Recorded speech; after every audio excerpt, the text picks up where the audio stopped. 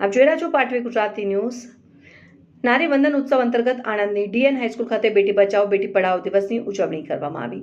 Commissioner Shri મહિલા અને બાળ વિકાસ વિભાગ દ્વારા પ્રેરિત આણંદ જિલ્લા મહિલા અને બાળ અધિકારીની કચેરી દ્વારા નારી વંદન ઉત્સવની ઉજવણીના ભાગરૂપે બેટી બચાવો બેટી પઢાઓ થીમ હેઠળ કિશોરીઓ માટે ડીએન હાઈસ્કૂલ હોલ આણંદ ખાતે કાર્યક્રમ યોજાયો। આ તકે જિલ્લા મહિલા અને બાળ અધિકારી શ્રી નિલેશ વરીપા ગોહિલે બેટી બચાવો બેટી પઢાઓ દિવસ અંતર્ગત પ્રાસંગિક વક્તવ્ય આપતા મહિલા સશક્તિકરણ અને વર્તમાન સમયમાં સોશિયલ મીડિયાના ઉપયોગ અંગે જાગૃતતા કેળવવા સમજણ પૂરી પાડી હતી।